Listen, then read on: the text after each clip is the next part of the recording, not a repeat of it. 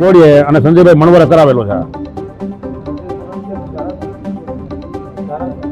હા, મેં એમના વિશે લખ્યું હતું કે હું બંગાળ એના ભેગો ગયો હતો અને એમણે બંગાળ આવી રીતે મારી ઉપર કર્યું હતું એટલે એનો મેં ગ્રુપની અંદર મેસેજ નાખ્યો હતો અને આ વાતની જાણ મેં રત્નાકરજીને કરી અને રત્નાકરજીને મેં મેસેજ નાખ્યો હતો. એ મેસેજનો એને મંદુક રાખીને એ બે જણાએ અમારી ઉપર હુમલો કરાવ્યો છે.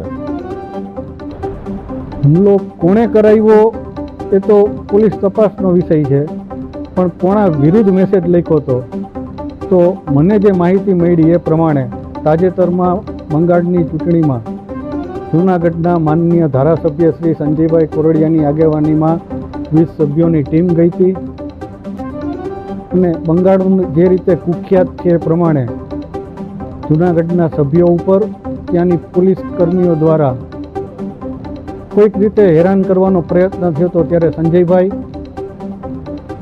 આ કાર્યકરોને છોડી અને ભાગી ગયા હતા. સંજયભાઈએ કાર્યકરોના ફોન ઉપાડવાના બંધ કર્યા હતા. આ બધી માહિતી કાર્યકરો દ્વારા જ્યારે મને મળી ત્યારે મને પણ થયું કે એક નેતા દ્વારા કાર્યકરો ઉપર આ રીતે થયું છે એ ખોટું થયું છે.